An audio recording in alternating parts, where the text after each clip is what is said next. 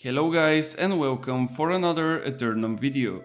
Today I want to share with you my thoughts on the leveling experience in the game and why some people feel a bit bored or discouraged when they get to max level. To start it off, we need to know how was the leveling experience back at the first release of New World in 2021. At that time, the game was definitely not ready even though it was promoted as a complete title. The quests were exactly the same in all the different territories, and even the cities themselves were looking similar with just few objects misplaced in them. The grind to the max level, which at that time was level 60, was extremely slow, and the progression of all the trade skills was also taking forever. Just for comparison, you can get an idea of what I'm talking about. Getting to level 50 in logging took me and my friend almost 6 hours, while now you can do that probably in less than 1. Everything back then was so extremely bland, and all the players were either quitting the game or they just made it to level 60, where the next step of insanity was waiting for them. Now, don't get me wrong, as this video is indeed about the current leveling and progression in New World Aeternum, but I just wanted to give you a hint of what has changed over the years and what the current system is. The main storyline of the game, or the MSQ for short, was reworked numerous times, and it got extended and split into different paths at the end of it over the course of the last 3 years. Short cinematics and voiceovers were added to the MSQ, as well as some nice cutscenes that can give a better feeling for the lore of the game.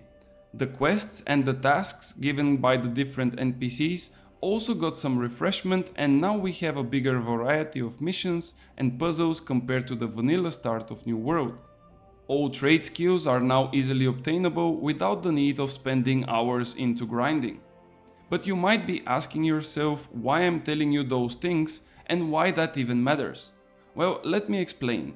A lot of new players, mainly on consoles, will get to play the game for their first time, and I cannot be more than sure that they will have an amazing experience. I was with the game for a bit over than 8,000 hours, and I know what exactly it can give to the players, both in a good and a bad way. If you are a new player and you are stepping foot on Aeternum for the very first time, I would highly suggest you to not rush your journey. Yes, there are a lot of cool guides and videos which will show you the shiny things in the late game and the later stage of the path, and even in my videos you might see such things. However, as a new player, you should definitely not rush. But why? Why should I not get to level 65 so I can then experience the endgame? The answer is quite simple and can fit in one word, and that's experience.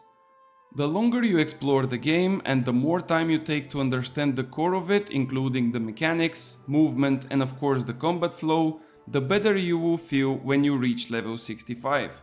Not only that, but you will already have a decent amount of hours behind your back, and the new challenges at the maximum level will not be as hard. The people who already played the game on PC have the necessary experience and knowledge to push quickly through the levels and get back to the late game. The release of Aeternum for them is more like an update rather than a new game, but it would not be the same for someone who never played it before. But wait, I can get to level 65 and then learn the mechanics, combat and so on, why not? Technically that's true, but you will also experience a lot of negative behavior from the people in your parties when it comes to PvE if you are consistently dying and you don't know what you have to do in the mutated expeditions. You will get killed repeatedly in PvP by more experienced players and people who already played the game, while you just have a double-digit number of playtime.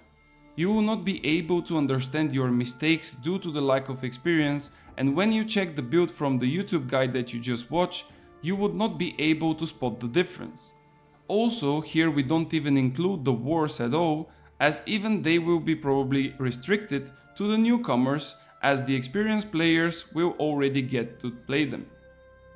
I'm sorry that I had to say all that in this way, but this is the truth about the gaming nowadays, and even if we don't like it, we have to live with this. Take my advice and make sure to experience the game at your own pace, and trust me, you will thank me later. Don't rush for the finish line, because there is no such line in Aeternum. You will get better, and the timing of that only depends on you, so don't get discouraged if someone is ahead of you.